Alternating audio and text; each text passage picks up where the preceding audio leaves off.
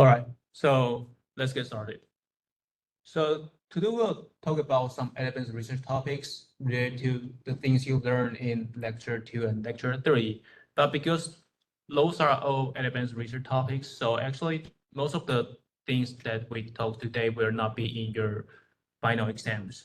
Okay, and for the last 30 minutes for today's lecture, we'll announce our second hands-on, and then there are some instructions, and then TA will take over for that part. Okay, so before we get started into the details about the research topic, let me give you a very brief overview of the four main researches that we will talk about, and they share the same big story. So actually, as you already see in the slides, like the data growth from 2012 is faster than Moore's law. So that means like if you are going to store most of the data related to the applications in your systems, then you need to increase a lot of price to buy more DRAM, for example. Okay, but if you don't want to buy too much of DRAM because DRAM is usually expensive and then it consumes a lot of energy. So another way you can do is to have more storage device to have the to become some memory backup. And the thing is like if you are facing like if you are going to deploy a big data applications, and usually you will find the storage and memory to compute, there will be a lot of data movements there because a big data application usually do not have that specific access patterns, just like general application, like they have so obvious spatial or temporal locality there. So usually there are data movements between memory storage and memory and compute. Okay, so today we'll focus on the storage to memory part. So we're going to think about like what kind of designs can help to alleviate or like how to remove the movement between the storage and memory. So the way to remove it actually is to increase the size of the main memory. But we say like this is a way for hybrid main memory. The reason is actually we are trying to increase the main memory by using some slower memory device. Usually we're using something like storage device. So there are two general ways to increase the main memory. The first one is the hardware control memory extension. So hardware control memory extension, you can think about just like maybe in your DRAM, usually in your memory, there are not only DRAM chips, but also there are some flash memory chips. So flash memory, just like your SSD, they're using flash memory. And usually this is a device. So inside the device, there is a controller. So the DIMM controller, you can think about just like a tiny or embedded CPU. So this DIMM controller is going to navigate the request. For example, if the CPU is going to access the data from the slow memory or like from the NAND flash memory, then the DIMM controller will help to check about, okay, where is the data and what is the address, then getting the data, then return to the CPU. So you can think about this one is a device. So the thing is, because this is a memory device, so when the CPU is going to access the data in a slow memory, usually there will be no interrupt. I mean, there will be no operating system can enter, okay? Because this is a device, just like DRAM. So when CPU accesses DRAM, CPU will not execute operating system. CPU will directly load store the DRAM. So this is the same concept. Even there is some slow device inside, the same things, CPU will still be waiting here. Okay, so we have another architecture. It's called OS control memory extension. So this is quite intuitive because you already use these kind of things in most of your systems. The thing is called swap. Just like if you have a storage device and you open the swap functions, then the operating system swap function can help to manage the data in the storage device to make the storage device runs like the extension of the main memory. Okay, so the controller is the operating systems. So left-hand side, the controller is one spatial, you can think about one spatial CPU. And then the right-hand side, just like you use the operating system to control the store device part to make it work like the main memory. Okay. So we have 4 topics. Then first one, let's start from the hardware control memory extension first. Okay. So actually, in 2016, around 2016, Intel and HP, they announced their hybrid main memory device. So at that time, the device called like NVDIMM. So inside NVDIMM, there are 3 main parts. The first part is the memory chips, the fast memory chips. And the fast memory chips usually is kind of DRAM. And then there is another memory chip is slow memory chips. So slow memory chips are usually used from the NAND flash. Okay, so having DRAM and NAND flash together in one device, you can get a good thing is the price will not be so high and you can get a lot of memory space, right? You can think about if one day it is possible to making SSD and DRAM together, then SSD is cheap and SSD can provide larger space, okay? But the thing is because NAND flash or like SSD is slow, so we call them slow memory. And if you still remember, 2 weeks ago, we talked about like the NAND flash or like SSD, the latency is kind of 10 to 100 times slower than main memory. So actually here, slow is really super slow. And then the DIMM controller here is going to navigate the data relocation or like to navigate the data movement between fast and slow memory inside this NVDIMM. Okay, so traditionally, we only have the DRAM as our main memory. And at that time, when CPU is going to access the data from the memory, we call it memory wall, right? The reason is CPU loads all the data from DRAM, but actually DRAM needs to return for like 50 nanoseconds to return the data to the CPU. But CPU, if you are using a 3 GHz CPU, then the response time or like the time to access the instructions will be 0.3 nanoseconds. So CPU is super fast than the DRAM. So when the data is in the DRAM, CPU needs to wait for a relative long time, like 10 to 100 times slower than CPU itself. So we call it memory wall.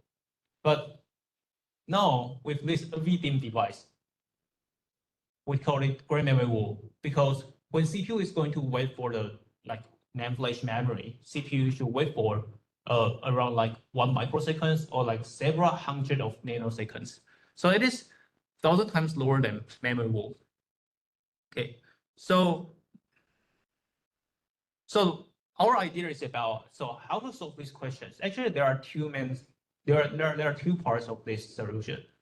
First of all, we need a thing called the store-aware process state diagram. So coming back to our architecture, the reason like CPU should wait for a super long time is because NVDIMM is a memory device. So in current architecture, when CPU is going to access a memory device, CPU will be busy waiting there, right? Because usually memory is so fast. So CPU usually don't need to wait too much of time. But now, this kind of new memory device, there are some slower device chips called NAND flash chip inside. So CPU need to wait for a relatively long time. So the first thing we are going to do is to let CPU know, hey, actually CPU is now waiting for a slower memory device. And then CPU can like interrupt itself to jump into the operating system kernel to run some like functions to help on this.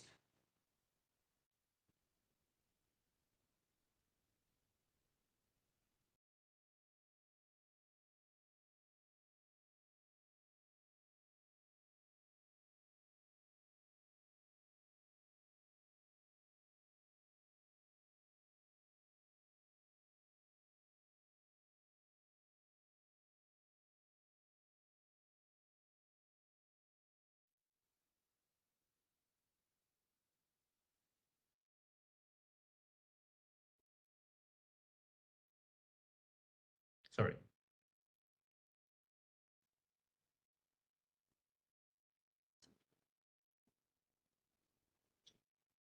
Okay.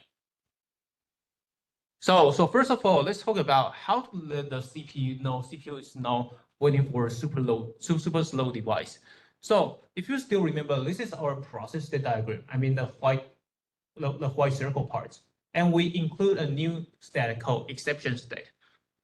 So we add a new process state code exception to handle the timeout exceptions issued by the CPU. Actually, we have another kind of assumption is for the new CPU, it is possible to include a timer. So the timer is ticked when every time CPU is going to access the memory. Okay, so when timer takes over like 60 nanoseconds or like 70 nanoseconds, the timer will trigger interrupt to interrupt the CPU itself, to interrupt the CPU core. So when the timer interrupts the CPU core, CPU can jump into this exception state. So CPU can decide, is it going to keep running or it is going to do the waiting things. So the waiting thing, just as you already know, just like we will do some DMA setting, and then we will run the context switch to switch in other process and then to switch out the current process. Okay, so the goal is to explore the idle CPU resource to provide process with hints for marking and relocation. So actually, patch marking here you can think about is to prepare to let the operating system to do some prefetching, because we need to send some hints to let the operating system know what kind of data we are going to do the prefetch. Okay. Okay. So our second strategy will be like patch semantic aware strategy. So this strategy is going to bridge the semantic between the CPU and MVDIM. So there are several steps here. And then the first step is the most important step is called patch marking. So for patch marking, it's about CPU will sense the predicted physical address into the MVDIM. Okay, so as you already know, current CPU, we should translate the virtual address to the physical address before CPU access the memory, because for current programs, they are written on the virtual address. So CPU should first do the translation to make it from virtual address to physical address. So after getting the physical address, CPU can send it into the DIMM controller here. So the reason is for the DIMM controller, actually this controller is inside the MVDIMM device. It's inside the device. So this controller doesn't have any information about process or like patch table, those kind of things, because this is only the CPU running in one memory device. The CPU outside the MVDIMM or like the main CPU, as it has more permissions to access like patch table or process information or like those text structure things. So CPU outside the MVDIMM can help to collect those kind of address informations and then send them into the DIMM controller to do the further prefetching things. So patch relocation is quite simple, just like after getting the information from outside CPU, the DIMM controller can know which physical address we are going to do the relocation. Just like we're going to move the data from flash memory to the DRAM, and then to move some data from DRAM back to the flash memory. Okay. But the thing is about, okay, we have our framework. I mean, CPU can interrupt itself by using a timer, and CPU can jump into the process state diagram, and CPU is possible to do some prefetching, right? But what kind of data can be prefetched? How to know what kind of data will be accessed later? So we do some experiments on several popular applications. So this Radiosity, TensorFlow, Deep, WAF, Blender, and Caffe. Some of them are from the high performance computing applications, and some are like TensorFlow, just like running some image recognition things. So the conclusion is like actually we found the process typically shows strong spatial locality on the virtual address space. So if you look at the figure below, like the x-axis are those applications, and let's first focus on the left-hand side. So left-hand side shows two different memory access, non-continuous access and continuous access. So those access are collected from the point of view of the virtual address space. So we can see actually more more than 40% of the memory access, they show continuous access. So only few of them, they are very close to 40, but like Radiosity, TensorFlow, or DeepDeep, like those kind of file-based application usually shows more than 40%. There are some of them can be 80%. So there do have some locality on the virtual address space. And we do a deep dive into, so what kind of locality it is. And then we do some analysis on the continuous access. So we break down the continuous access into two things. One is called the forward continuous. Another is called the backward continuous. So backward continuous, you can think about just like now CPU is now accessing one virtual address. And then backward continuous means those addresses, they are smaller than this virtual address. It is called backward. So larger is called forward. So you can see for some application like TensorFlow, Cafe, and Blender, actually they show some backward continuous access pattern. So I think forward for you guys will be quite intuitive because program usually go, move forward, right? But backward, the reason we have backward memory access is because for some image related applications, for example, if you are going to do the median filter, if you are going to use a kernel to do some convolutional neural network, those kind of things, usually you are going to access the memory around the target virtual memory address. So it is possible to access some address smaller than the current memory. Okay.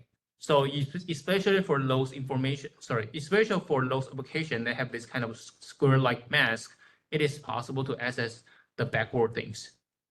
Okay. So now we know for some applications they show backward continuous, but for some actually there is no backward. Most of them they are forward continuous. So the thing is about how to provide this kind of information to do the prefetching.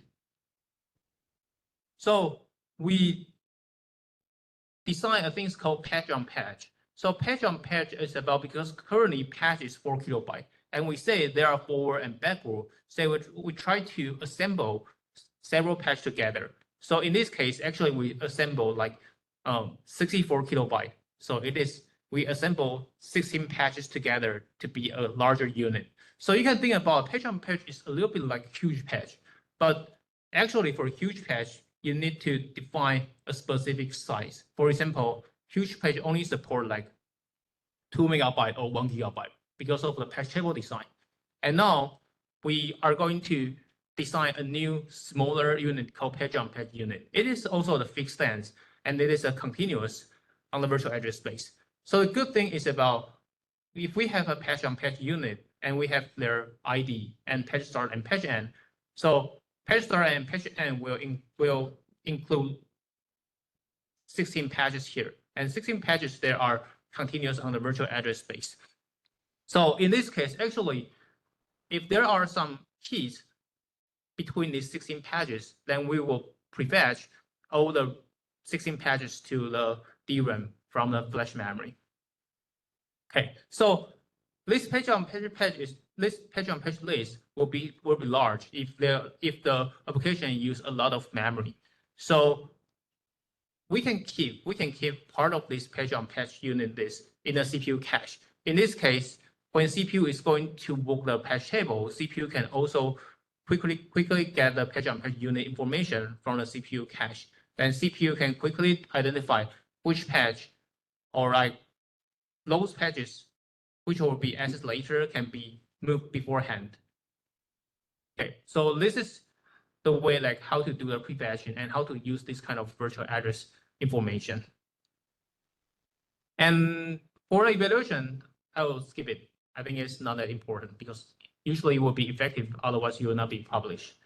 Okay, so the first topic we are talking about the hardware control memory extension. And for the second to the last one, we will talk about how to do the memory extension from operating system aspect. So the second one we will talk about when there are some very fast storage device, how the operating system be rethinked. Okay. So operating system basis memory extension will use swap to do the memory extension. So you can look at the figure, like here will be an ultra low latency storage device. And for inside the storage device, part of it will be configured as a swap area. So the data can be moved from the swap area to the memory, or from the memory into the swap area. Okay. So let me briefly differentiate what is the difference between like swap and the like patch cache thing. Because if you know about Linux, there is a thing called patch cache. Is when you access a file in the storage device, actually system will cache them in the memory. So actually there are two paths for the process to access the data inside a storage device. The first one is when MMU reads patch fault, because the data is not in the memory. So usually the data is in the storage device. So we are going to get the data back from the storage device. Then when MMU reads a patch fault, CPU will jump into the kernel and the CPU will run the patch fault handler. And there are three main steps usually inside the patch fault handler. First of all, we are going to check where is the fault. So the fault area checking, and then we are going to do the patch swapping.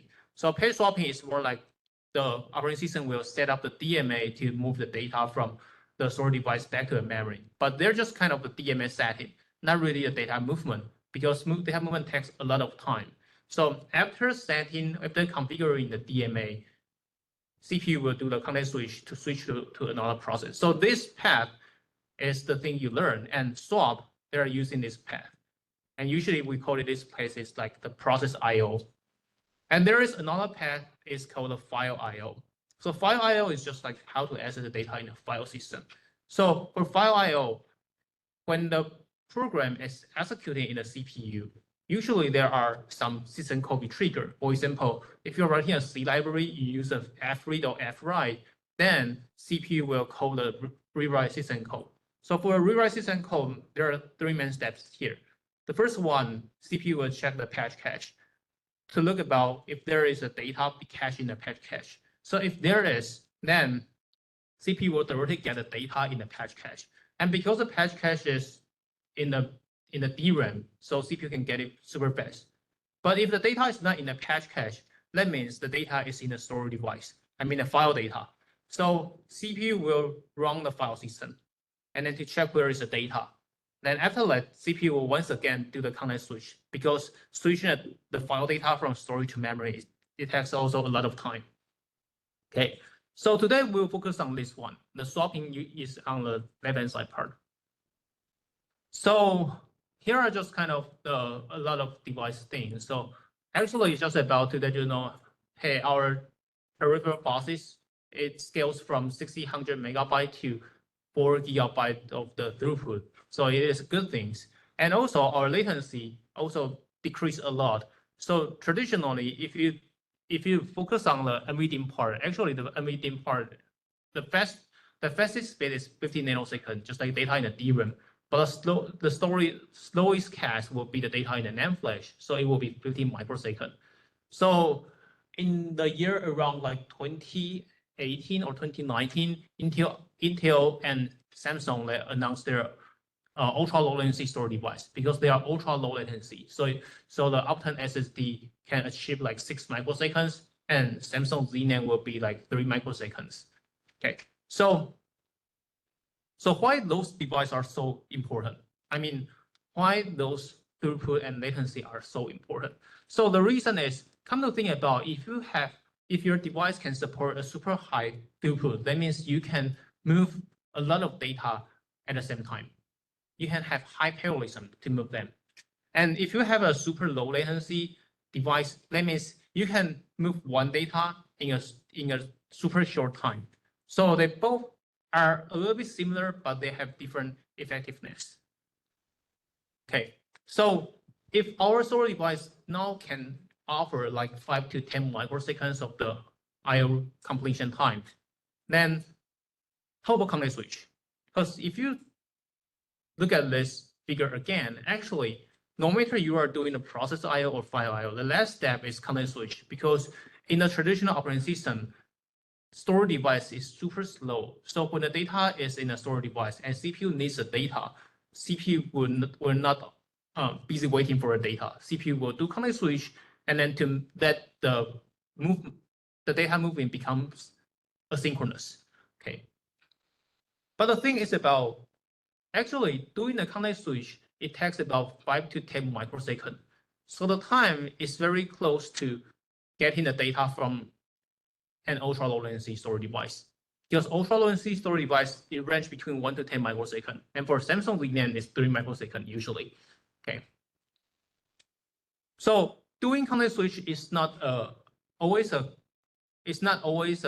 good choice, because in this case, if you are going to get a data from 3 microsecond device, but you need to wait for the 5 to 10 microseconds context switch, then why not just let the CPU busy waiting for the storage device? Why not just remove the context switch? Okay, so to serve this super fast storage device, just like Intel and IBM, they're supposed to use the synchronous I/O. So synchronous I/O is quite easy, just like to let CPU busy waiting for the device I/O.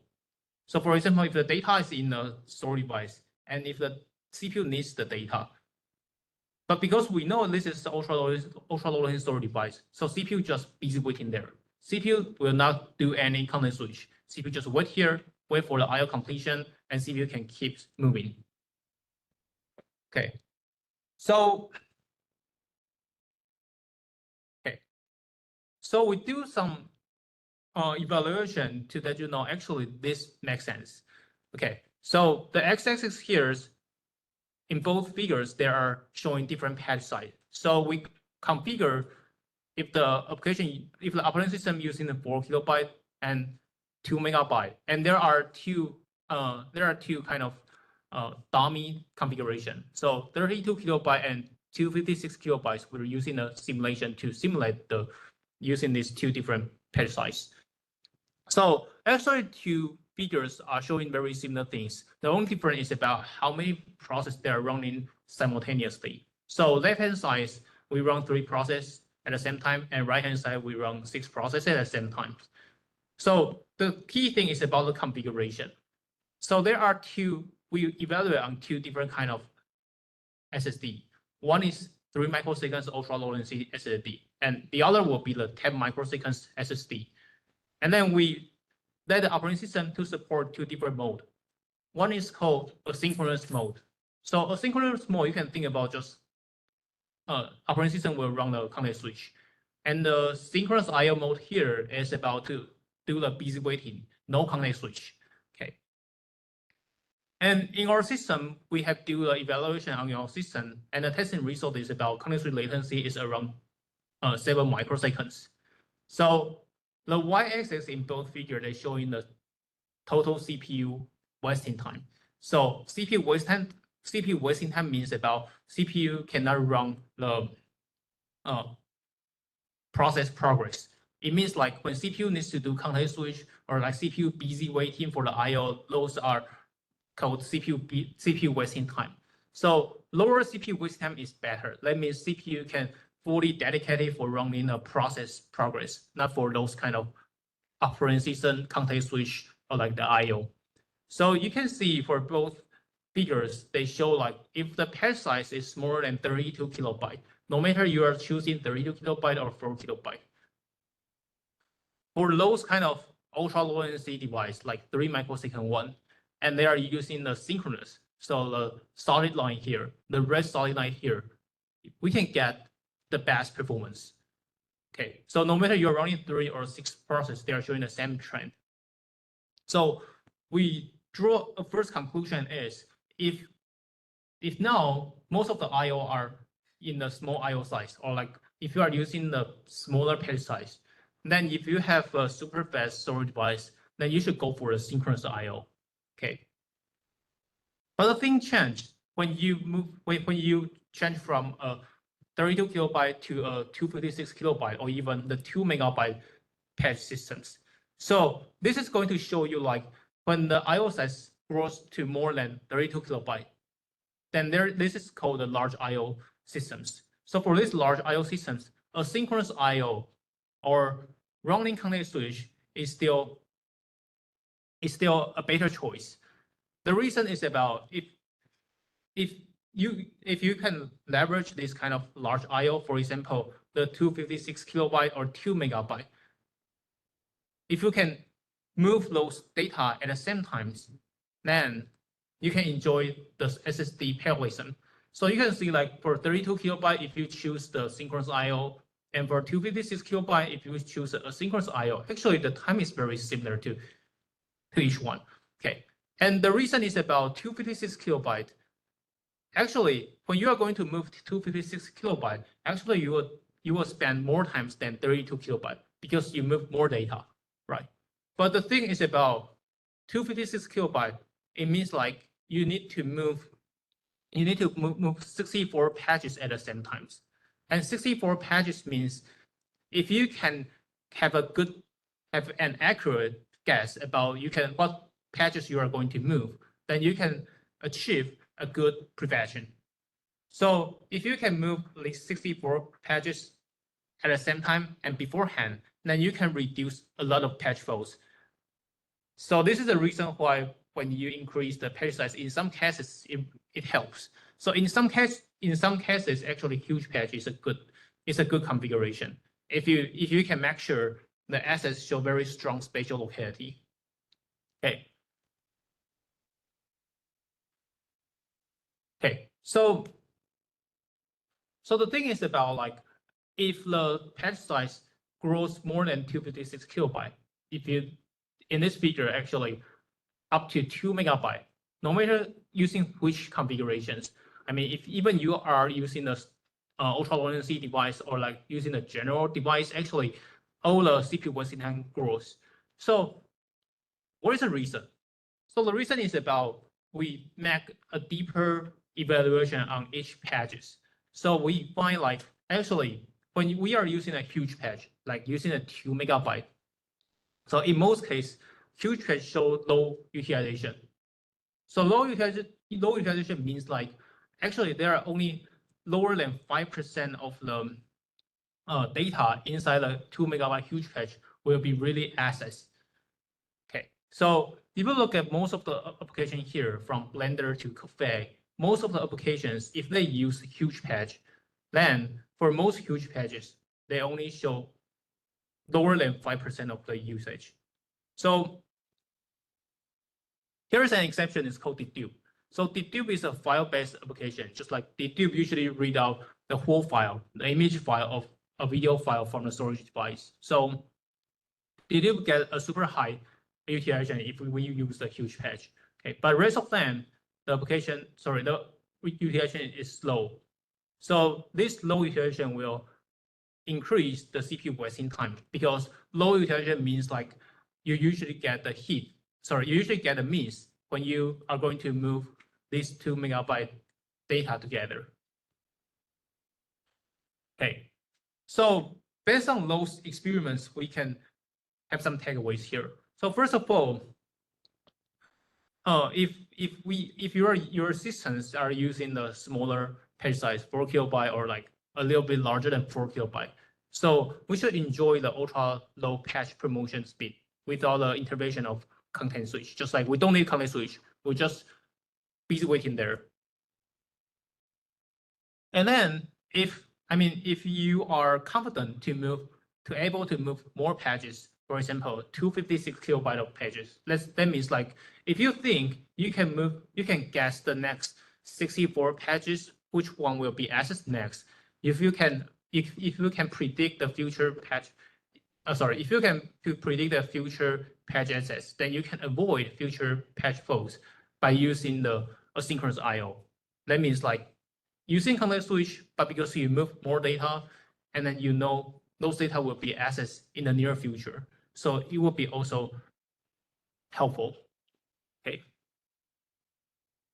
So the thing is about how to design a systematic solution to enjoy both strengths. Okay, so here are several challenges here. First of all is actually in current operating system, if you are using paging, either you pick for the 2 megabyte or 1 gigabyte, or go for the regular 4 kilobyte pages. So you cannot mix the two pages together usually. So needless to say, you cannot choose a 32 kilobyte or 256 kilobyte if you use an Intel CPU. So the thing is, how to break this constraint?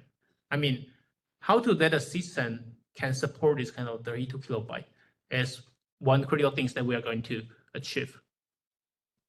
Okay, so actually this work, we modified the huge patch design inside the Linux. So last time we talked about huge patch design. It means like you need to move like 2 megabyte or 1 gigabyte of data continuous together from the storage to the memory. Okay. So actually we have several designs here. First of all is about shadow patch promotion. So the shadow patch promotion is going to avoid unnecessary data movement as promoting a huge patch. So huge patch promotion is about, if you are going to do the huge patch promotion, you need to read out a lot of patches, 4 KB patches from store device, and then to group them inside the memory to make them continuous on the physical address. So it takes a lot of time, and we are trying to alleviate this overhead.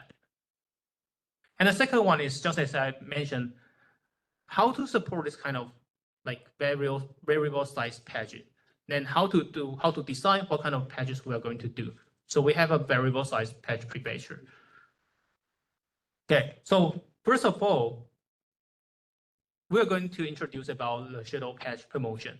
So for the shadow patch promotion, in the physical address space, because we have DRAM and then we have the UL device as our swap area, right?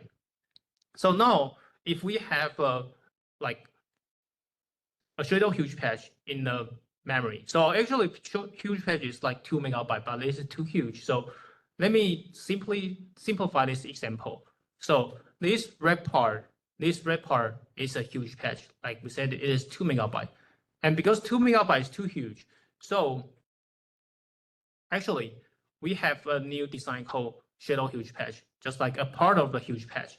So this is a shadow huge patch. So if, for example, if the huge patch is 2 megabyte, then if we set our shadow huge patch to like 64 kilobyte, then this area, this 16 continuous patches area will be configured as one shadow huge patch. So for this case, if there are two different things, one is shadow patch, the light orange, and there are dark orange. So dark orange or orange means like the data is already in the DRAM, but the light orange means the data is in the storage device. So if we are going to create this shadow huge patch, traditionally we need to move the data from UL device into this light orange area. Okay. Okay, but the thing is about, if we are going to move the data from UL device to the memory to configure a larger patch, for example, a 256 kilobyte patch, then it takes a lot of time because moving data from store device to memory will be time consuming. So we will defer the data movement. What I mean defer is about, you can think about just like copy and write. I mean, we don't copy the data when we are going to create this shadow huge patch. We will just mark them in the patch table to say like, hey, actually, here, these 4 patches are belonging to one shadow huge patch. But actually, the last 2 light orange part, actually, the data is still in the device. Okay. So how to realize these kind of things? The first is about, if the data is in the memory, then we will promote unconstruction. It means like, if we are going to construct this area, then we will move the data from DRAM from some locations to this location. And because those data, they are all on the memory, or they are all on the DRAM, so this movement will be super fast. So we can do it immediately when we are going to create a larger patch, I mean, larger than 4 kilobytes. But for those data that are in the store device, we don't do the data movement at the time the shadow huge patch is created. because it takes too much of time. So we will promote it on demand. On demand means like when the data is really accessed by the process, we'll do the data movement. Otherwise, we will not really move the data. Okay, because if you still remember, we do the utilization testing. We show you like actually when we are using a large page size like 2 megabyte, like more than 95% of the huge page, the data will not be accessed. So only 5% of data will be accessed. In this case, why not just delay to move them when they are being accessed? Okay. But the problem is, so if CPU access without any check-in and CPU directly access this area, and because DRAM is a memory, so when CPU accesses DRAM, CPU will directly load and store.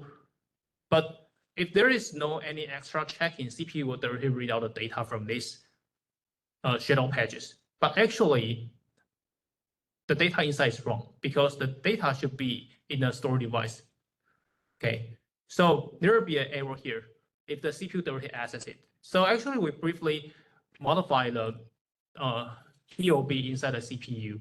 Like we included new things called present map. So the map structure is more like we will give this shadow page. For the shadow page, we'll give each 4 kilobyte area will give 1 bit.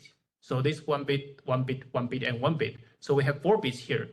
So these 4 bits can identify which location there is not ready. For example, the last 2 shadow pages, actually the data is still in the store device. So the bit will not be set. So for this power support, CPU can find which 4 KB page is still in the store device.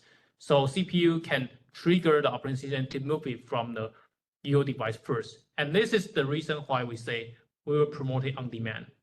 Because if the CPU is going to access this area, CPU will first check the present map to check about if the data is in the memory or not. So if the data is in the memory, then we don't do anything. But if the data is not in the memory, then we'll promote it on demand to promote from the store device. Okay. Okay. So, but we have another issues here. So the issues is like this. If we now this is a 256 kilobyte patch. 256 kilobyte patch means like this is about 64 4 kilobyte area, right? But if most of the area, the data is still in the store device, then if there is one place that is accessed now, and CPU is designed to move the data from the store device to the memory, and we say if it is possible, if you can predict which patch will be accessed later, and you can move more patches, then it will be more cost effective, right? So we need some way to do the prevention. We need some way to do the prevention about what kind of data will be accessed first. Okay, so actually the key idea is about like we maintain several lists about how to do the prevention. So actually, if there is, for example, if this area is accessed one times, then we will be moved into this pyramid. And if this area accessed twice, for example, there's the second access is here, then we will promote this shadow huge patch to the higher level. So you can think about actually, if the shadow huge patch is in the first level, then we will not do any prevention because it means like this is a code. This is still a code kind of shadow huge patch. But when this shadow huge patch being accessed more than 2 or even 3 times, we will do the prevention more aggressively. Okay, so you can see like if we access the shadow huge patch several times, then we will promote more patches via the asynchronous I/O. But if the shadow huge patch only be accessed 1 or 2 times, then maybe this is just about lucky. So we will not do the more patches promotion. We will only promote fewer patches, usually like 2 or 4 patches. Okay, so this is a way to decide about how many patches we are going to move at the same time. Okay, so this is the idea about how to make the system support like the patch size between 4 kilobyte and 2 megabyte, and to leverage the synchronous and asynchronous I/O.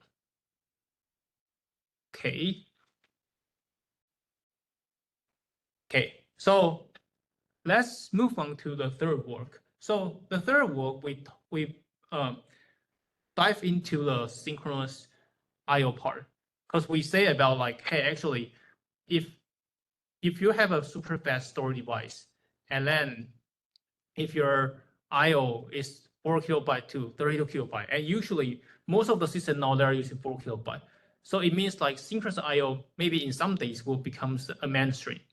So our next question is about, so what will happen if current system now they're using the synchronous I/O? Okay, so the thing is about the scheduling. So come to think about when we are using the currently when we are using a asynchronous patch fault handling, it means like when there is a patch fault, we will do the reschedule, right? Otherwise, we will wait for a timeout. So if there are several processes here, there are T1 to T4. So T1 and T2, they are memory intensive process, and T3 and T4, they are compute intensive. So because T1 and T2 is memory intensive, so usually the data will be stored in a storage device. Then when CPU is going to access this data, CPU will trigger patch fault, and then will trigger context switch. So for the asynchronous patch fault handling, T1 and T2 will be switched out very frequent. But T3 and T4, because they are non-memory intensive, they are compute intensive. So usually they will be rescheduled only when timeout. Okay, so if those processes, they are in the same priority, then T3 and T4 can use up more CPU times than T1 and T2. Okay, so this is asynchronous patch fault handling now happens. So when we move to the synchronous patch fault handling, the things change because the rescheduling period will be only timeout because there is no context switch during the patch fault, right? Because we are using synchronous patch fault handling, so if there is a patch fault, then CPU will be busy waiting there. So there is no context switch. And in this case, all the process can use up their own timestamp. So because T1, T2, T3, and T4, maybe they are in the same priority, so they can use up all their time slice. Okay. So this is the synchronous patch fault handling. Okay. And the thing is about this use only single core for an example. Just like for scheduling T1, actually after T1 is finished, T1 should wait for a -1 task before the next time it can be accessed because it is synchronous patch fault handling. So there is no context switch between them. Okay, they only need to wait this T2, T3, T4, and the three of them becomes timeout, then T1 can be executed again. Okay, so what's the problem? I mean, what's the problem when you are using this synchronous patch fault handling? So things we observe is a things called working set contention. Okay, so working set contention looks like this. If there are 4 processes, P1, P2, P3, and P4, and they are in the same priority now. So now when the CPU is executing P1, so you can think about like the working set related to P1 will be moved into DRAM, right? So the reason is about when each time it triggers a patch fault, then the data will be moved from storage to DRAM, but we will not trigger context switch. So P1 will be executed only, will be stopped only when the time slice is exhausted. So the same things, P2 do the same things. So now inside the DRAM, there are P1, P2's working set, and then it's P3. Okay. But the thing is, when P4 is running, because there is no room for DRAM, so part of the P1 and P2's working set will be evicted to the ultra low latency device. And now, if once again, P1 is not executing now, then because inside DRAM, there is no P1 related patches. So P1 will face a lot of patch faults. So P1 should wait for a super long IO completion time to wait for the synchronous IO. And the reason is because the working set, P1's working sets, they are kicked out by P4. Okay. So one moment. Okay. So let's take a 10 and come back later.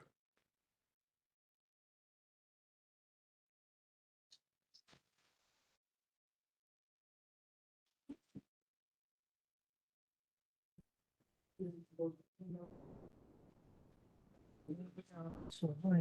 是刚刚讲的那个，是重复和非重复。就是如果是 H size 比较小的时候，可以用非同步，它会CPU 直接 PWT，但是它为什么还会有就是synchronous 的，一样是3秒，然后就是这样。这只是说我有同一颗 SSD，它都是3 microsecond。那第一个状况是我全部都同步，第二个状况我全部都非同步，就是2个不同状况。就是同步不是会比非常快。对，不会那这个只是要证明给大家看，说同步真的比非同步快，在这样的状况底下，对，所以我们特别跑了一个非同步的状况，跟大家说它不会比较好。不像这边为什么写这单位这是一样的描述，就是为什么还是这个秒数是它系统用的 SSD 的速度是3 microsecond，然后非同步跟同步是做系统本身的设定，要设定成是同步还是非同步。对，所以它等于是系统里面，它如果有一颗3 microsecond 的，那我在测试的时候分2天测试，第一天我用同步去测，第二天我用非同步去测。系统内部有一个的设定是什么意思？系统内部设定就是你，例如你要把抗电数据开起来关掉这样子。或者说这个3就是你现在买一颗 SD 它是3 microsecond，然后你就把它抄掉里面去，然后你就开始做测试这样子。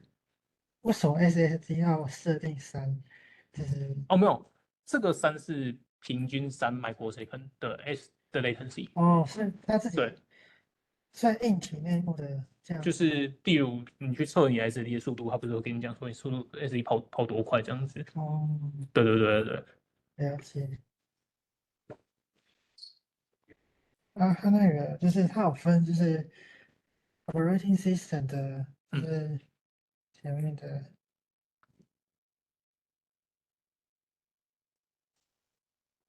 就是这个，它有分 OS control 和 hardware control。那 OS control 它也会用到，它有用到 MMU 来处理 process I/O。那如果是 hardware 的话，它只是这个是什么 DIN controller，还有什么 out of 什么 CPU。那为什么一个会说用就是 hardware，一个用是 OS 这样？他们不是都会有用到，他们都会用到 OS 和硬体。没错，这边的区别是想要跟大家区别是，今天如果我以这个状况来讲的话，我比较慢的机体的管理其实是不会透过作业系统的，因为它这是一个机体装置，所以它需要透过一个额外的 CPU 去做它的管理。也就是说，这个东西插在电脑上，你作业系统完全不用改，就会直接用。但这不行，你这个东西你插 SSD，你就要做各种设定，你要把 OS 的 swap 开起来。对，就是它这个是设计硬体的时候，它就帮你包好在里面。算是就是 SSD 的。没有，这个是就是一种特殊的记忆体的康出了，对，跟 SSD 没有关系。和 CPU 的功能是类似的。是有点像，但是是算非常严格版的功能。对。好，谢谢教授。对，谢谢。有个比较好奇的事情，就是在我们 Page 4的时候，就在想说会有什么原因会导致 Page 4，就是可能，因为在 instruction 进来的时候，不是应该就要去搬 Page 进来，怎么还会发生 Page 找不到我们搬呢？不会啊，instruction 在找的时候，就是例如你今天要执行这个 instruction，可能你要的资料可能不在机体里面，那它就会触发 Page 4，就是你的 virtual address 在找的时候，它就会发现它的 physical 位置其实是不在机体里面的。对，就是那是有要先搬进来。它没有，因为它可能要搬比较久，就例如它那个资料如果要储存装置好了，它可能要搬非常久，但你 CPU 不可能等它，所以 CPU 就会做坑内顺序。对，就是要等。对，就是还没搬完。对。那感谢。请问 NVDIM 是把 base memory 和 slow memory 整个在一个晶片或者一个装置对，没错，一个装置上它平常存取就直接存取 base memory 了，然后直接存取定旁组合。然后再由它决定说要存这个还是这个。对，它这边其实还会有一个类似特别的 buffer，然后去把资料放在这边，然后它就去这个 buffer 里面拿。就这样一个 cache 那个。对对对对对。上面是因为好像有讲到说是那个很高速的那个机体嘛，对，所以它这样的话是可以做同步的 I/O，比较不会去卡到那个。其实只是它的速度比 connect switch 快，所以用同步 I/O 做的话就不需要做 connect switch。对，然后对 no page 是指说，如果是给到其他比较弱的那个 storage 的时候，就用就是这是一个点，然后还有一点是，如果你今天可以预期你接下来会存取哪些 page 的话，你就可以用非同步。就假设你现在就知道，就举例来说话，如果你 page size 调2 MB 的话，那因为它一次就要搬那么多，对，所以就势必就算再怎么快好了，你还是要用非同步去搬。你再怎么快，你不会比机体还要快。对，所以这就只是跟大家说，配数一直不断增加，总有一天还是要回来用非同步的。是说要搬运资料量。对，没错。当我 shadow page 会就是是取这种快会比较好。因为程式会 locality， 所以通常取大一点会有一些优势存在。就是你一次搬很多 page 的时间不会真的等于，假设你今天搬500个 page， 你不会真的是一个 page 乘500倍，它会比较快，因为它有平行度。所以你搬500个 page，你可能就等于是搬60个 page 的时间。就是我预告说我要搬可能1 mega， 然后对4 mega， 然后我先搬要用的1 mega， 然后后面再陆陆续续再搬。对，然后 CPU 重新再处理这些资料。对。OK。好，谢谢。之前说 slab layer 是在那个实体的嘛，对不对？其实之前在讲这个的时候，实体的意思就是实体的那个记忆体里面。实体的记忆体里面，对。但为什么在这边它不会是那个 page frame， 它是 page， 因为 page 不是虚拟的里面。我觉得应该这样说，就是 slab layer 这件事情，它是拿来管理实体机体是没错的。但是呢，这边来讲的话，因为他这边讲的是这边对应到的其实是他要管的是什么样的资料，就是他这边要管的资料其实是那个多位系统里面的一些 data structure。那这些 data structure， 如果我从对底下推回来好了，这个 data structure 会不会存在一个叫 object 的一个空间里面？像这边它会有一个 object 这样子。那这些 object 呢 group 在，因为这些 object 都会小于4 KB， 然后它回来会对应到一个 page 的大小。对，但是呢，实际上的资料还是存在 physical page 的地点，就是这里的4 K 的意思其实是说，你在做程式 program 的时候，那你这些资料结构本来就是会有一个虚拟的那个位置大小这样子。对，然后你实际上资料都还是存在你的 page frame 里面这样子。对，就只是对应到一个4 KB 的大小。对。它不是真的就是在管理这个 page。它，应该这样说，它会帮你把它映射到那个实体上面DRAM的4 KB 的区域里面去。对，但是呢，它不是去，就是怎么讲啊？应该，我觉得应该这样说，就是这个是一个概念，说这个 object 大概是可能256 byte 这样子，那256 byte 它可能就是存某些 data structure， 那你把它聚在一起的话，到4 KB 的时候，它会被放在一个 page 里面。对，那这是实体上面它会放在一个 page， 可是你的 process 在做设计的时候，不会知道，就像你 always 在写的时候，你并不会知道它在放在哪个 page 里面。对，所以它还是会需要透过一个这样的一个转换层去把它转换出来。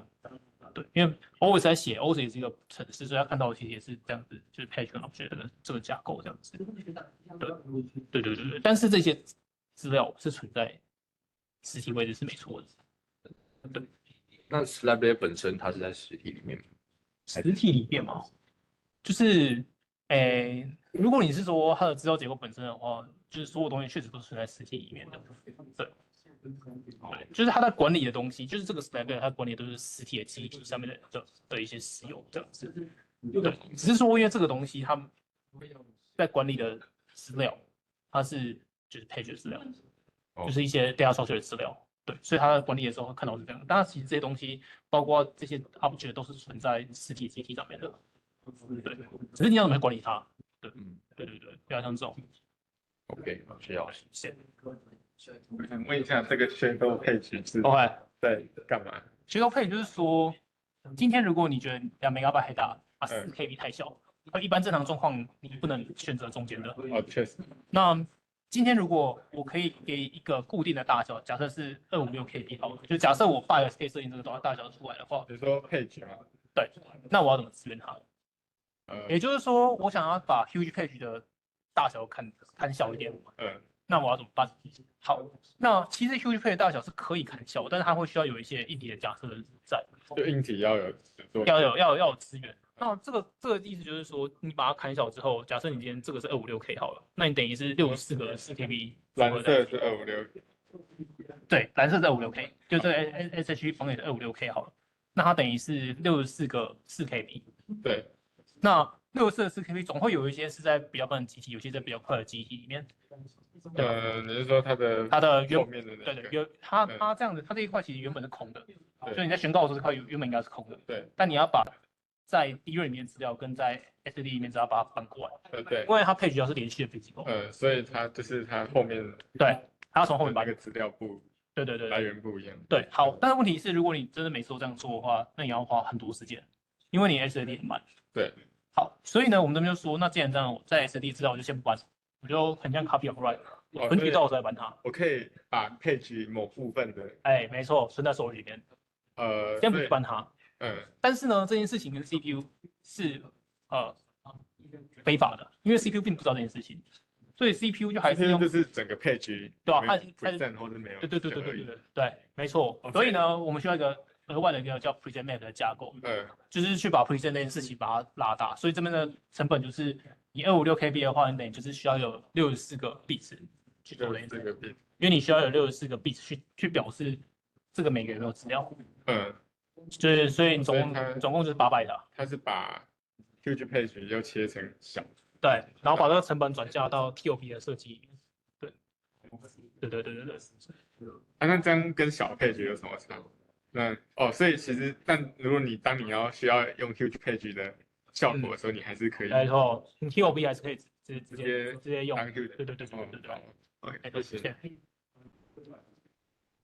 这个学期初有跟你讲过，要是那个你们在周五早上的时间会不方便。那我们现在想问老师，那这样的话，部分是在跟你约时间吗？对，你就寄信给我，然后我要跟你说哪几天可以。对，通常是晚上啊，就看你晚上可不可以这样。通常是晚上。对，那就10点半之后这样子。对，看你们。晚上10点半之后。对。好，线上。对，本来都是线上，礼拜5本来线上。好，了解。对，就是直接寄信。对，你们就直接，你也可以一个人寄就好，反正你不用3个人都寄，对，你们就一个人寄。通常老师说方便信息寄会机会比较大。方便信息寄哦。对，不好说，但你们寄进来的话，基本上我就会排这样。对，应该是礼拜1到礼拜5通常是都可以，只是说看那个礼拜有没有撞到别人回忆这样子。对，反正我会挑几个时段让你们选这样子，对，不会只有一个时段而已。对，大概都是晚上10点半。对。好，谢谢。对，大概就是湾区。不要。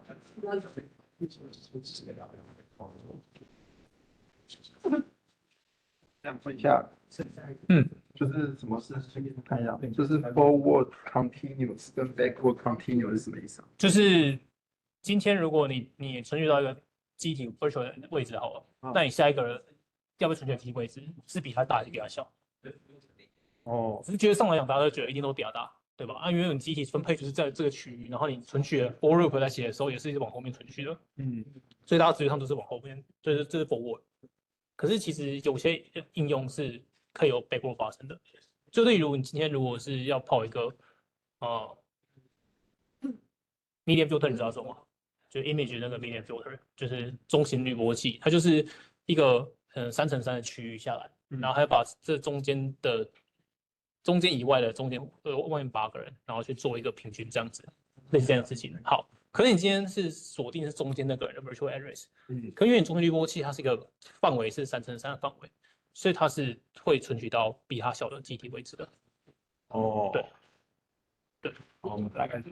那我再问一下，就是期末考，也不会考 advanced 这些，不会，对，哦，那个，所以因为这一张它上面写的是什么 advanced，所以这张是不会考吗？对，哦，对，好，谢谢。谢。Okay, so let's come back. So because someone comes a little bit late, so let me rephrase again. So actually, the advanced topics introduced today will not be in your final. Okay, so yep. Okay, let's keep going on this one. So the thing is like if in a synchronous I/O systems, actually there are some process the working set will be kicked out because if there are a lot of processes that are executing together, for example, P1, P2, P3, and P4, and then P4 is possible to evict the P1 process working set. So we run an experiment on Linux and then to run 7 processes in a round robin way. So actually, you can find like for each process, sorry. Okay, so you can see like actually the blue one is the asynchronous, and then the y-axis shows the stored memory access. So stored memory access you can think about just like swapping or like the patch flow, and then the x-axis shows the timeline. So for the asynchronous, for using the asynchronous I/O, most of the time the slow memory access is stable. And the reason is about because each time if there is a patch flow and then they switch to another process, so usually there is no working set contention issues here. Okay, but the thing is like if you are using the synchronous I/O, actually the slow memory access it fluctuates a lot. I mean sometimes it will be super low. Super low means like there's very few patch flow, and sometimes it's super high. So super low, the reason for super low is because if this is a too intensive process, and this process, if it doesn't really need to get data, too much of data from store device, then even there's 1 or 2 context switch, it will not be switched out. So you can enjoy the time, the whole time slice for a CPU. So it will be super low. But super high means like, for example, in this scenario, because P1 kicks out all the P1's working set. So P1 is the time to reconstruct its working set. So working set reconstruction means to move a lot of data from storage device to memory. So actually you can see like there are several peaks here.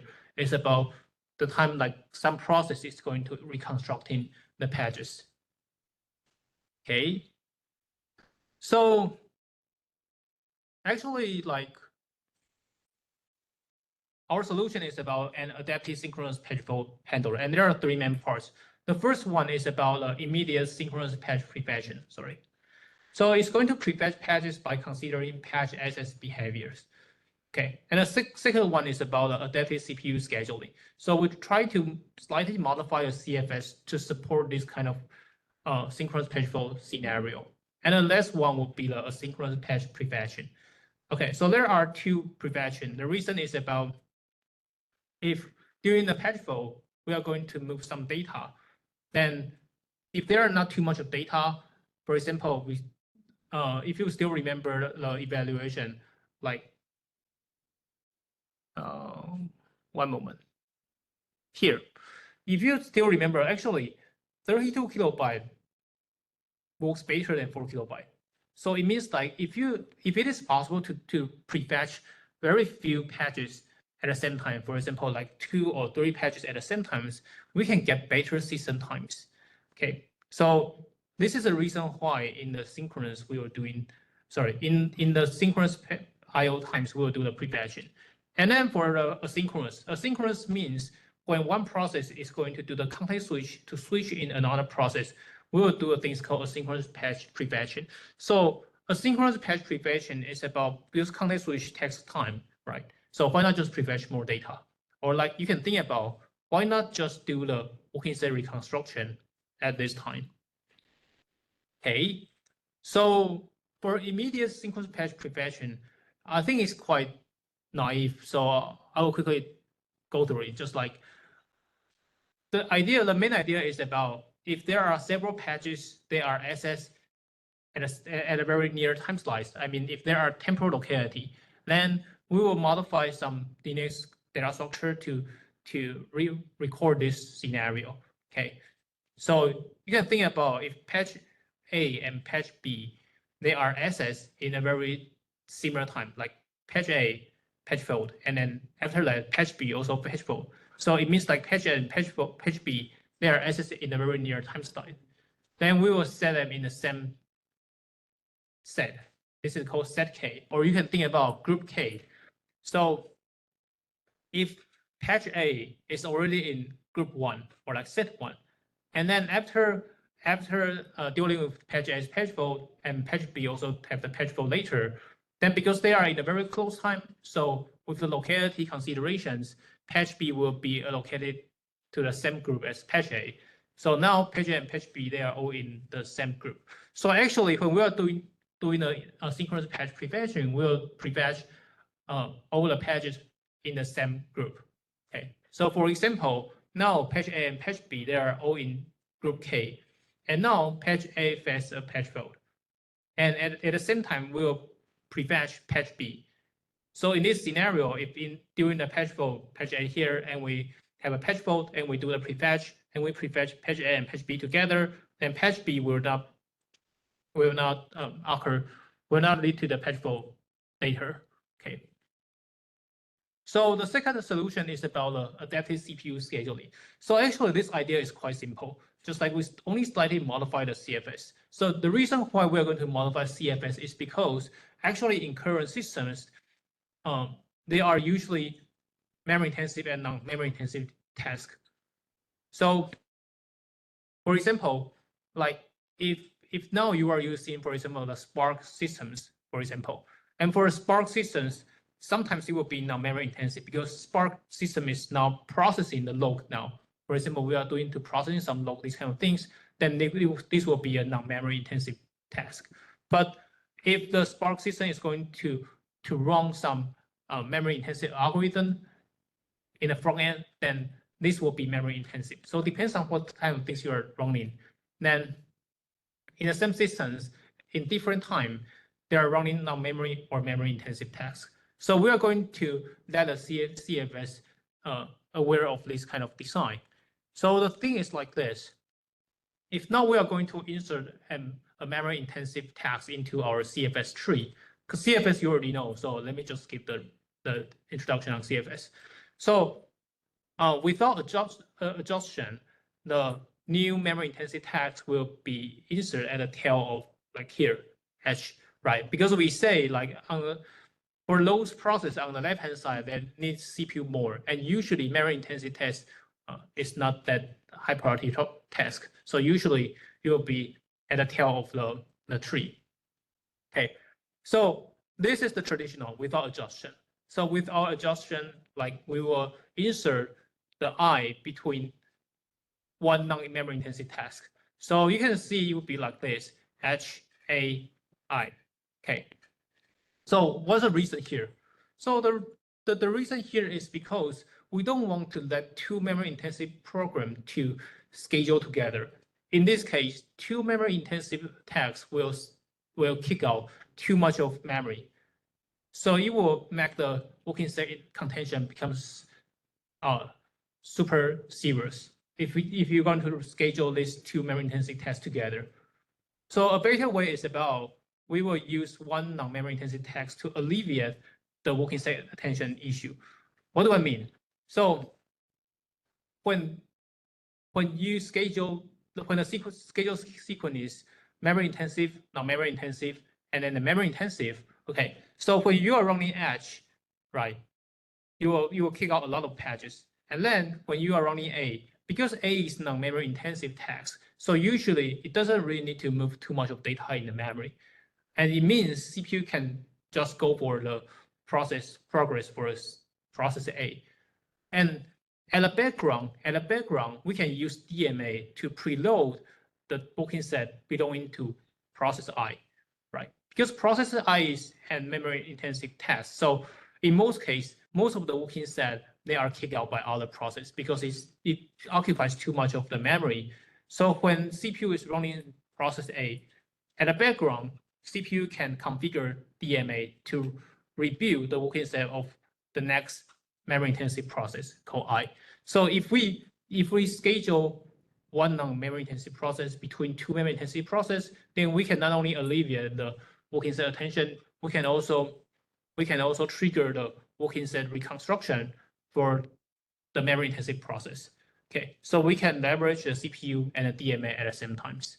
Okay, so this is just briefly talking about things, so I will skip the algorithm part. Okay, so the thing is about, but how do we know how to do the construction? So we say when we are running process A, right? And we know the next one is process I. And because process A is not memory intensive, so we can do the working set reconstruction, right? But how do we know how to reconstruct I's working set? So we slightly modify some design inside Linux to mark the patch which are accessed previously. Okay, so actually we construct things called the reconstruct this, and the reconstruct list is very similar to in current Linux is very similar to the inactive list. And the thing is about we will record about the access bit, about it is access or not. So access bit is about if one patch is access, then its access bit will be set by the CPU.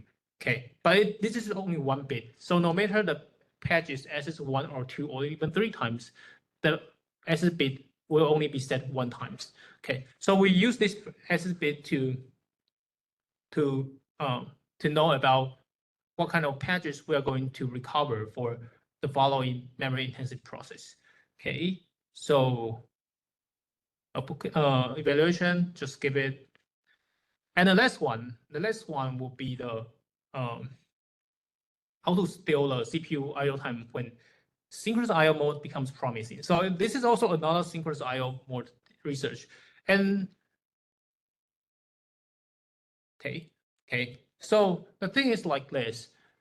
This is a synchronous I/O. So a synchronous I/O or current operation just designed like this. So there is a context switch occurs when we are going to serve for the I/O device, right? But we say if now the I/O device is ultra low latency device, so the response time is super low, right? So context switch take more time. Okay, so Intel and IBM they are saying if in this case why not just let in CPU busy waiting because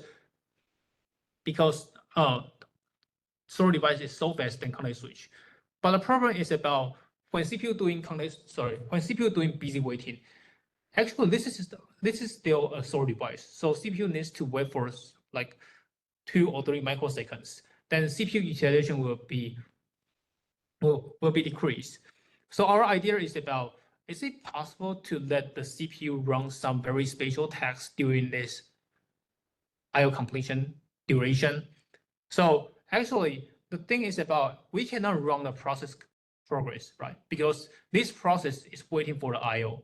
But we still can run some kernel thread. We still can run some kernel function. But what kind of kernel function we are going to run? Okay, so this work is going to explain. Okay, so before that, we are going to know how much of time the CPU spend on busy waiting. So like this. So the x-axis means the number of processes. So we run 2, 3, 4, 5, and 5 processes simultaneously, and the y-axis is the normalized execution time. So we normalize to the two process scenario.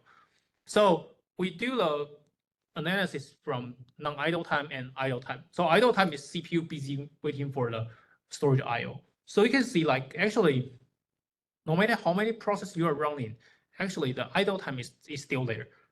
I mean, sometimes people were thinking about maybe if you run more process, then the idle time can be alleviated. because you can hide the idle time. But no, actually idle time is still there. So idle time takes around 30% of the overall execution time. Then how to leverage this 30% of this idle time? Okay. Okay. So our design is called ITS. The idle time is still in design here. So the implementation detail is we design different kernel threads to help on the execution progress of process with different priorities. So first of all, when the process is running, and each time the CPU will run an MMU to do the translation for each instruction, right? So when we find like, hey, actually the data is in the store device or in the memory device, actually CPU will store here to wait for the data from DRAM or like store device now. Okay. And if the data is in the store device, we call it patch flow. So there will be a patch flow handler. So the patch flow handler, we do several things, the patch full area checking and patch swapping things. Okay. And the last step, actually, we don't run the context switch immediately because now we know we are now using a superfast storage device. So running context switch is not a good choice. So what we're running is a thing called a priority aware thread selection function. So there are two different steps of the process, high priority process and low priority process, right? So for low priority process, what we are running is a thing called self-sacrificing kernel thread.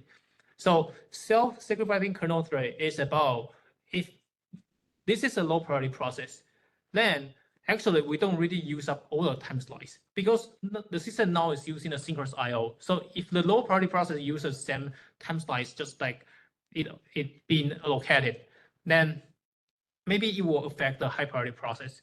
So for the low priority process, we will directly do the context switch if this is a low priority process. Okay. But now, if for another process it is a high priority, then we will not do the context switch. We will run another thing called self-improving kernel thread. So there are several things that we can do in the self-improving kernel thread. The first one is the patch prefetching. Okay, because when doing a patch prefetching, actually it doesn't really affect the process progress, right? Because most of things they are operating system and CPU power stuff there. And then we will run a pre-execution function. But today we will not cover this one because this one is a little bit tricky. There's a little bit related to architecture. Okay, so the design concept behind a self-sacrificing kernel thread is about when a low priority process is waiting for the IO completions, then we will directly give up this CPU resource to other process, for example, for other high priority process. So it looks more like these kind of things. For a high priority process, actually, when the process execution face the IO, then we will jump into a kernel and then to run a self-improving. Actually, we need to wait for a lot of time because the data is still in the store device. So we need to wait for the IO completion. And in this duration between IO request and IO completion, the user space cannot run anything. Okay. So after IO completion or after the data is moved back to the DRAM, CPU can keep executing the process. So it can execute until the timeout. Okay, and then it calls a context switch. So this is for the high priority process. But for the low priority process, it looks more like this. When process execution face the IO, and because facing IO, we will not do the context switch in the synchronous IO mode. But this is a low priority process. If we do the same things as a high priority process, maybe we will affect the progress for high priority process. So why not just do the context switch here? Why not just give up the CPU resource to other? Maybe we can boost the high priority process. So actually, the design rationale behind sacrificing low priority process is short-term sacrifice but long-term benefit. Why we say like this is a short-term sacrifice but long-term benefit? Because low priority process seem to sacrifice their progress, but it can receive more dedicated resource after the completion of high priority process. What do I mean? If there are high priority process and low priority process here, and if each time low priority process give up the CPU resource when it faces the IO, then high priority process can get the resource more frequent than without giving up the low priority process CPU. So in this case, high priority process can have better chance and have higher chance to finish the task earlier. So if high priority process, if most of the high priority process finish earlier, then low priority when the low priority process is executing, they can get longer execution time. Okay, so this is the reason why we say short-term sacrifice but long-term benefit here. Okay, so I think maybe I need to let the TA to take over now, and then yeah, if we still have some time in the rest of this lecture, we can talk about the rest of it. Okay.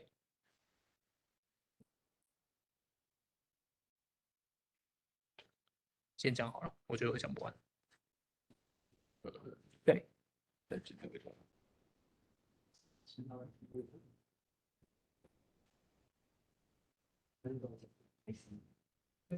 但你是要开迷雾，不然这样看不到。对，这样没关系，好吧。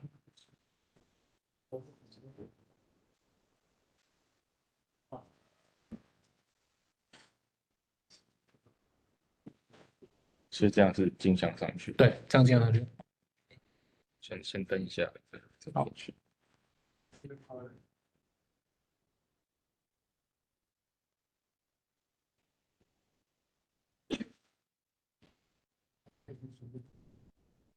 哦，你要那个荧幕吗？有。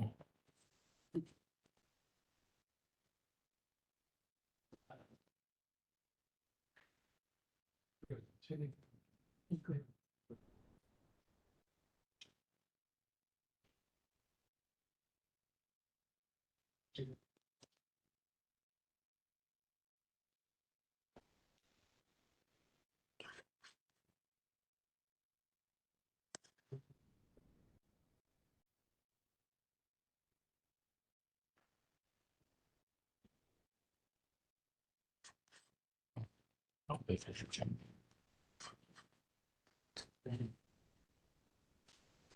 Okay, so this is the second assignment, and you also have 1 month to finish this homework.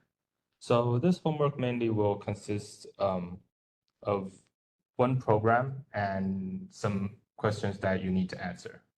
So the program you have to implement is something about scheduling. Like in class, we have some scheduling things, and here we will want you to know to implement a program to simulate scheduling, which is only two kinds of scheduling that you need to implement. One is CFS, which is like sketched normal, and the other is a real-time scheduling process called first in, first out. You can read more about what first in, first out actually means, and there are some of the commands that you can look at when your computer is running. Like here, you can use the command ps and some other arguments to know what currently is running in your computer with all of the priorities and its real-time process ID, something like that. And so, first of all, your program should run something like this, which is you would have to use multi-threading. So if there is anybody that isn't really familiar with p-threads, I suggest you to go and find some materials to read about p-threads. And also, to give a rough outline of the program, we have break it down to main thread and the worker threads. So what you need to do is you need to write a program that has multiple threads, and the thread count would be set by the arguments given to your program.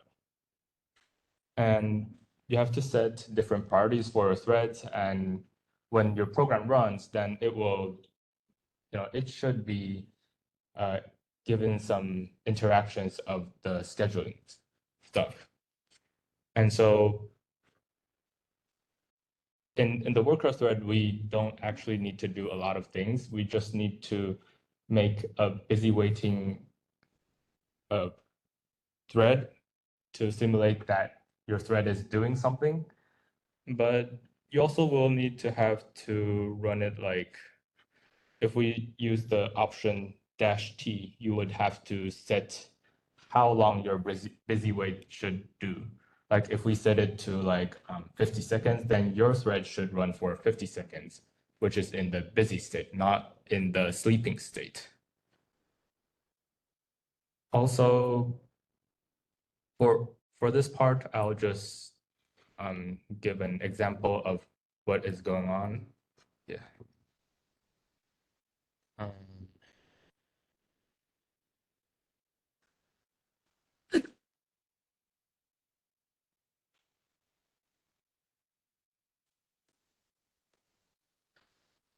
So as you can see, we will give you two programs, two files. One is a sketched.sh shell script, and the other is sketch demo script.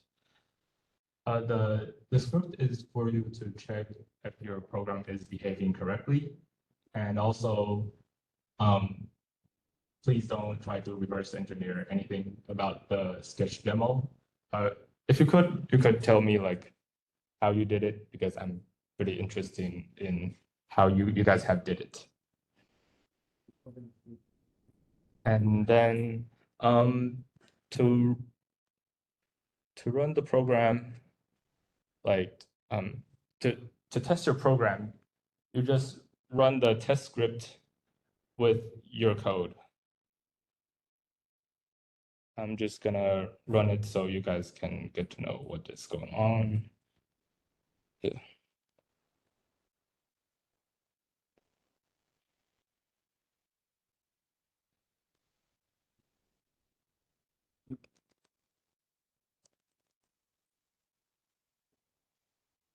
Oh.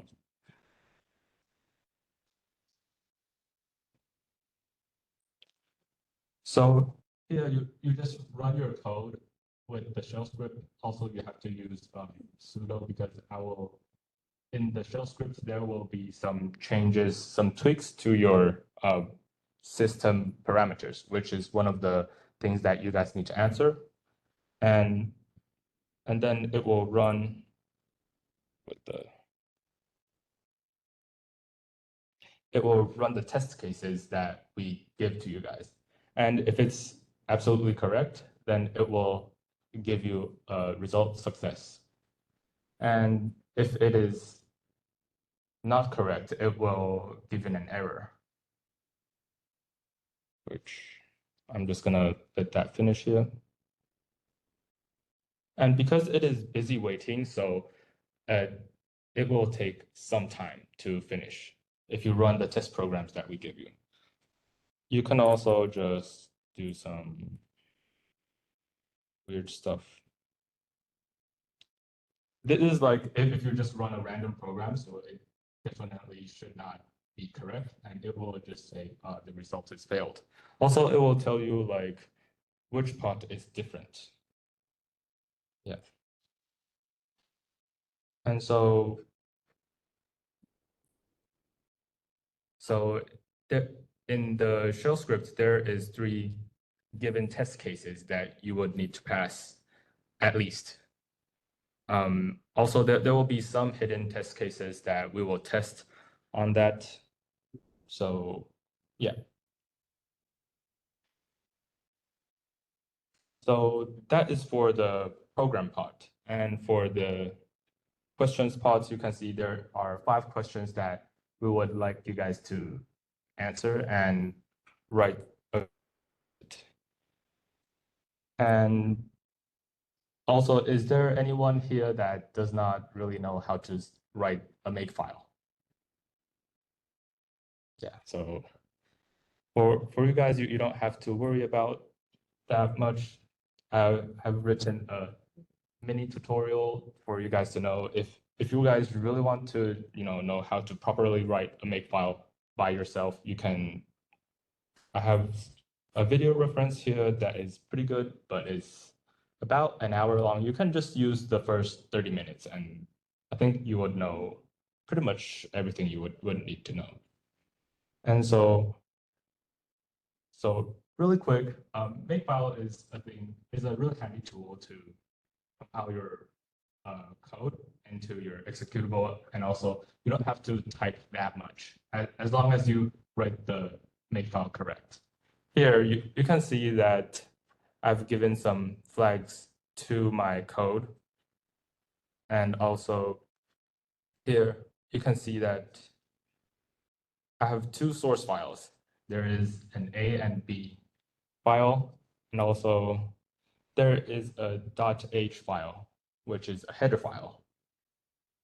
And in the same directory here, I have a little test directories for you guys to see. So in the code, we can see some dependencies here.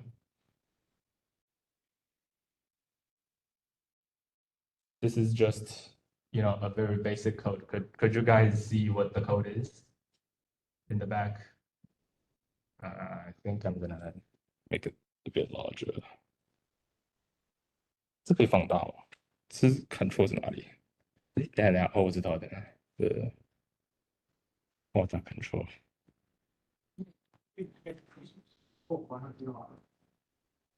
哦，太大。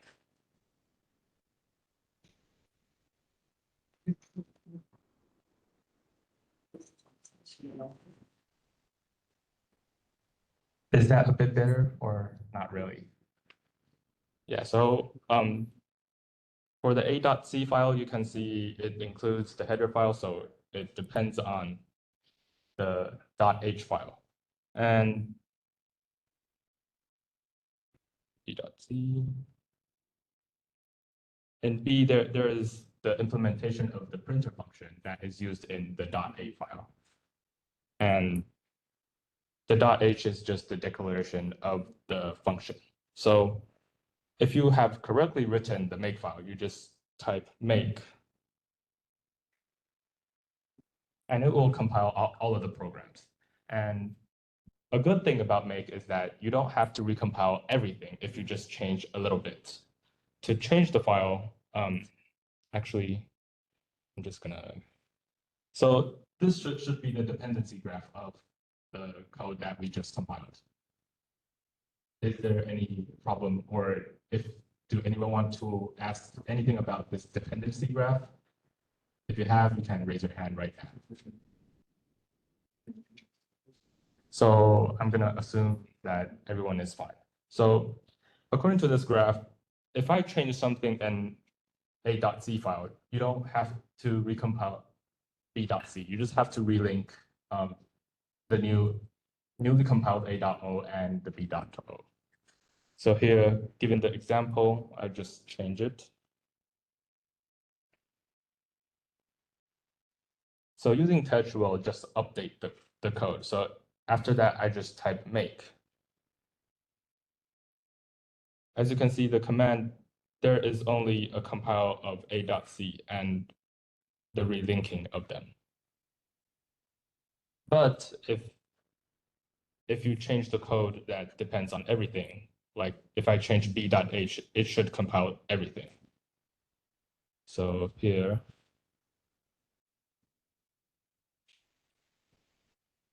b.h.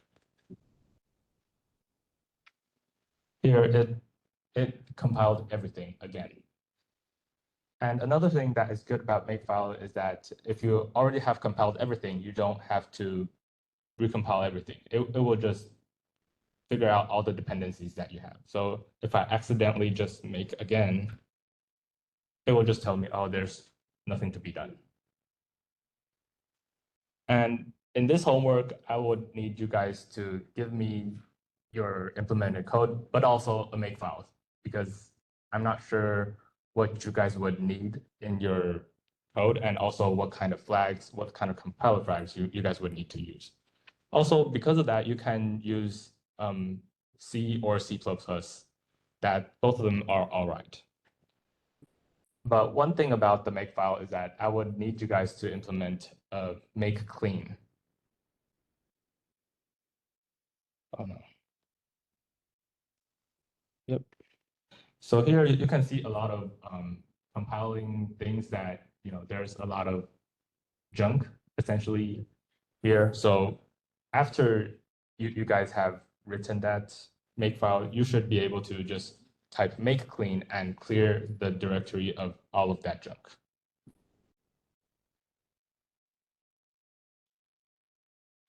So here, after I typed make clean, there is no more other things inside. And so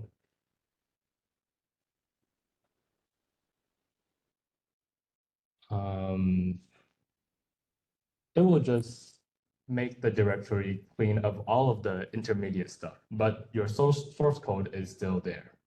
If you want to have a new version of your source code, you just make again, and you will have your compiled binary. Also, a very quick, for anyone that isn't that familiar with makefiles, there are three major things in a makefile. The one before the colon usually is called the target. The thing that is after the colon usually is called the dependency.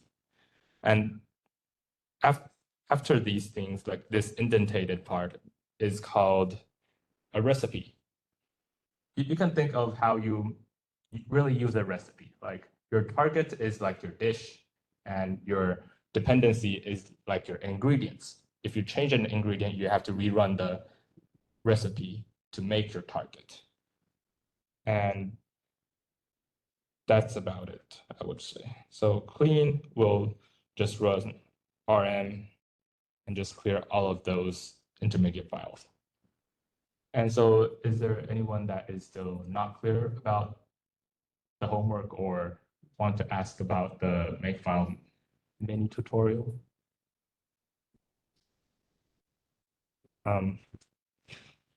Yeah, I think that's about it. So the most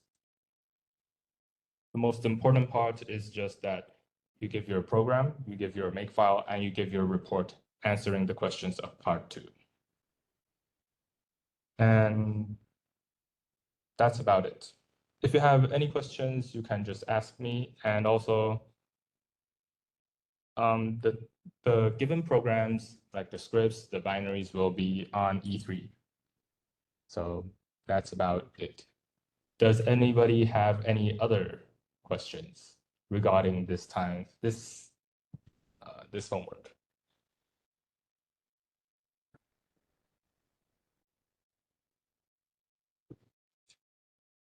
Yeah. We saw other dependency package. What kind of dependency package would you want?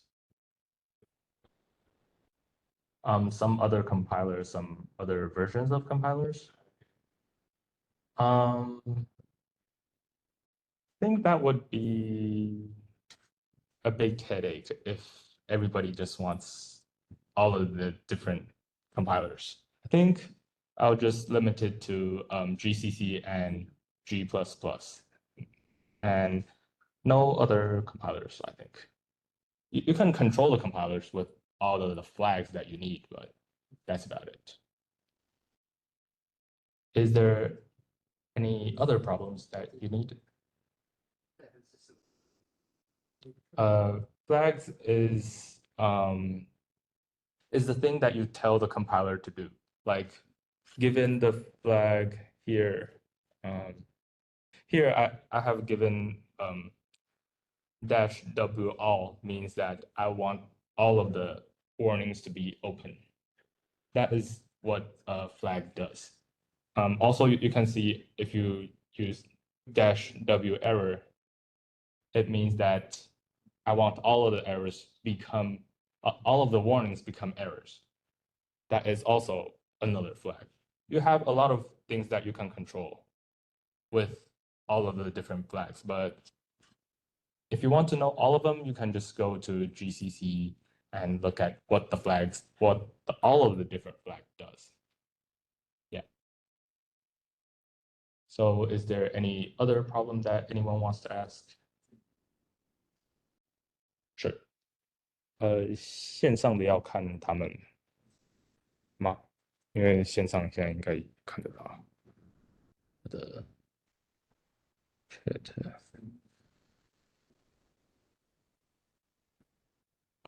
没有，应该没有。好， All 大概 right. 就这样。 So if there's no questions, then let's call it a day. Thank you, guys.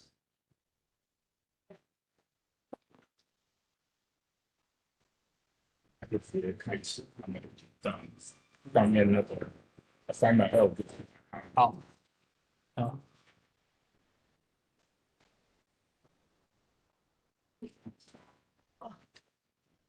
线上的问题我就下一次上课的时候再一次解答，因为线上问题有点多，所以下一次我再做 slides 一次解答。